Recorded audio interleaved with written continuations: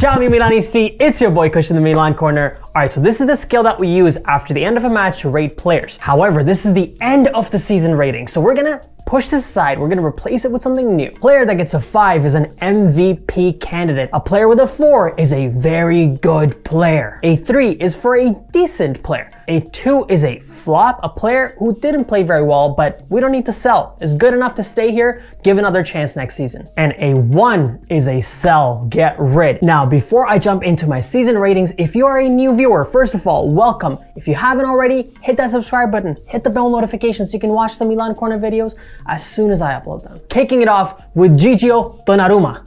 Alright, who's next? All of us have our opinions on what's going on. Almost all of us agree wholeheartedly with Paolo Maldini and his team for the decision that they made. At the same time, guys, we have to be pragmatic. Milanisti Donnarumma had the most starts for the season, highest number of minutes played for Milan, and he was a critical part of this team. His 2 saves against Cagliari might be the reason why we're not playing in the Europa League next season. And time again, Donnarumma has been incredibly important to this team, and we cannot write off his input. This hurts me to say it, but Donnarumma is an MVP candidate. When the season started, Milan was looking for right backs. There were reports that Milan might actually sell Calabria. He has that Gattuso-esque grinta in him. Now, the most important thing for Calabria is to continue to do that season after season. He can't be a one-season wonder. He led Milan in Serie A with 101 completed tackles. Calabria had almost double of what Kessie had, and Calabria gets a rating of very good for the season. Simone Caer, throughout the entirety of the season, was Milan's center back. Guys, honestly, I don't think Milan would have made Champions League if we didn't have Simone Caer. His impact on the field in the defensive line was incredible, and for that reason, this might surprise some of you guys.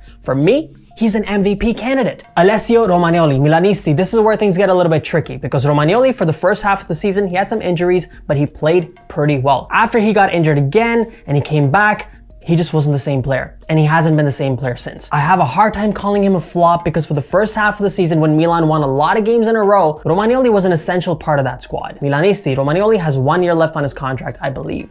And Milan does not want to negotiate with Raiola, especially not on the back of what happened to Donnarumma. So at this point in time, even though Romagnoli had a decent season, I think it's time to sell him. After Paolo Maldini's retirement, for 12 years, Milan has simply struggled on the left flank. Finally, we have something good. The guy scored 4th highest number of goals for the team, 3rd highest number of assists for the team. He's an integral part to the squad. Milanisti, the one thing that Theo Hernandez needs to start doing is focusing more. He makes so many lackadaisical passes, bad passes that can be very risky. And that risk was shown in the match against Sampdoria where Quagliarella scored. Why? Because Theo Hernandez made that error. And that's the area that he really needs to focus on if he wants to become that complete left back. But guys, Theo Hernandez is MVP candidate. Ismail Benacet. The first half of the season, he was good. The second half of the season, he was very patchy, especially in the last 10 to 15 matches, which is a very consequential time for a team to see where they actually end up. And for that reason, again, he gets a decent rating for this season. I don't even know how much to talk about him. I think we all know where this is going to end up. Guys, Kessie is the future of this club. He's our captain now. I think over the offseason, Milan's going to end up selling Alessio Romagnoli. Donnarumma's already gone. That captain's armband is going on Kessie. That moment that we had against Atalanta when he had 3 players on his back in the corner flag, that was a microcosm of the season. That was him carrying his team past the finish line. And for that reason, Kessie, no surprises, is an MVP candidate. A lot of you guys in the comments say, why do I like Alexis so much? Guys, I like Alexis so much because he's aggressive. He has that Milan grinta. And remember, he's 21 years old. Yes, we missed a high quality right winger, but we never felt like we had a hole on our right wing. Now, do I think he's a starter on a good quality Champions League team? No, I think he's a backup player. But can he be a starter in a year or two? Absolutely. He has the qualities for it. Yeah, this one's gonna be a little bit of a tough one for me. Now, he scored 5 goals for Milan, 9 assists for the season. Guys, this is attitude. It's the way he conducts himself. Plus, his performances in big matches. He's absent. We lose a match, and he scores a goal, and he goes on Instagram, and he posts about his goal from a loss. Dude, who cares if he scored a goal if we didn't pick up the 3 points? He doesn't really fall in the same category as Donnarumma because I don't think his agent's necessarily jerking around the management. I think it's more about they have other offers and they're still evaluating those offers. But if I were Milan, I would sell him. And because he's a free agent after the end of the season, we can't actually sell him. I would just let him go. On the flip side of Hakan Çalhanoğlu is a player like Ante Rebic. 21 of his 22 goals for Milan have come in the second half of the season.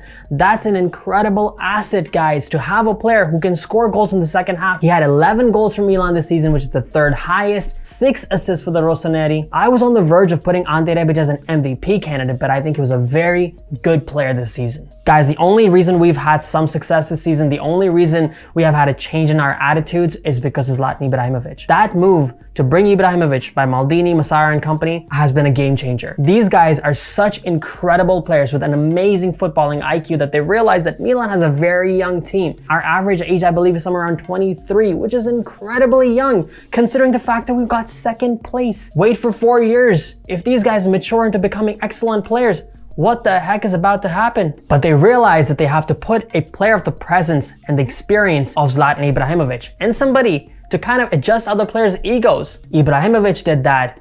He turned this team into consistently falling out of the Champions League into becoming a second place side. 15 goals in less than 1,500 minutes for 39-year-old Ibrahimovic. No surprises here, Ibrahimovic is an MVP candidate. Milanisti, he didn't really play too much. When he was called upon at the beginning of the season against Roma, he conceded 3 goals, but then he kind of steadied the ship in his own performances. And there was that consequential match against Torino in the Coppa Italia where Tatarusanu saved penalties to bring Milan to the next round. So for that reason, I would say he had a decent season. Milan had enough injuries that he got his chance. And he did not disappoint. He seemed like a steady center back. He seemed like an okay right back. As season progressed, his performances started to dip. So I'm actually going to give Kalulu a flop for the season. However, Milan should keep him. He's an okay backup presence. What do you guys think about that? A player Milan absolutely has to sign. He's a fast defender. That's something that we've been lacking for years. We've always had slow-moving defenders. Adil Rami and Filip Mexes for some reason come to mind. Even Alessio Romagnoli and Simone Caer cannot match the pace that Fikayo Tomori offers. And for that reason, Fikayo Tomori gets a very good rating. Is he a good quality backup center back for Milan? Yeah, I think so. Milan should be holding on to him. And when called upon, he was fairly reliable, so Gabbia had a decent season himself. Now, this was a signing that Milan, I believe, had made as a replacement for Davide Calabria until they saw what Calabria was actually doing. He had the most number of minutes played in the Europa League for Milan. He scored multiple goals for the club. Now, when I look back on the entirety of the season and his performances, I think he's a player that Milan should hold on to. Sualio Mete. With Mete, things just didn't kick off the right way. The first match, for whatever reason, Pioli decided to start him as a central attacking midfielder, even though he's a defensive midfielder. And that sort of just set the tone for his performances for Milan. Overall, he's a player that Milan should not hold on to. Sandro Tonali. Now this one really hurts because when he joined Milan with so much fanfare. He let the Brescia upper brass know that, hey, if Milan's come calling, I don't want to go anywhere else. That's the team I want to go to. In matches that we would have hoped that Pioli would replace Benacet with Tonali, he actually ended up replacing him with Mete. At this point in time, Milan are trying to renegotiate the 25 million payout. How that's going to be paid, they're actually trying to lower that amount. What happens with Tonali's future is kind of unclear at this point in time, but the hope is that he comes back to Milan because for Champions League next season, we need that squad depth that he offers. Plus, this little dance move he does. We need to see more of that. His performances throughout the entirety of the season have not been good. Pioli seems to love him, but as fans, we've seen enough from Castillejo, and I think Milan should be selling him so that Alexis Salamakers potentially becomes that backup, and we sign a higher quality right winger. Milanisti Brahim Diaz was good at the beginning of the season, and at the end of the season, he showed the qualities that he did at the beginning of the season. That means if he's given consistent time, he actually can perform.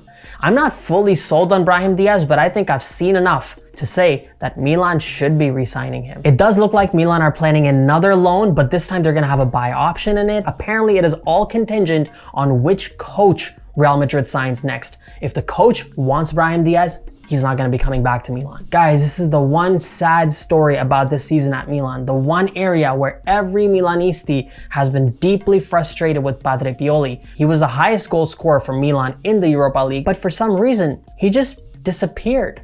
There's no explanation as to what happened with Auga. I seriously hope Milan don't plan on selling him. He's a player with a little bit of an X factor. As soon as he comes on the field, you feel like he might actually be able to pull something off. In my opinion, he had a decent season. I can't call him a flop. He barely got to make enough appearances. Now, Leao's statistics might give a different story. 7 goals, 6 assists. The problem that we have with Leao is his attitude. We were forcing a winger to play that role. So I have a hard time saying that Milan should get rid of him. I think it's an attitude adjustment that the guy definitely needs. As you mature, you start to become more aware of your responsibilities. And I think Leao has good potential.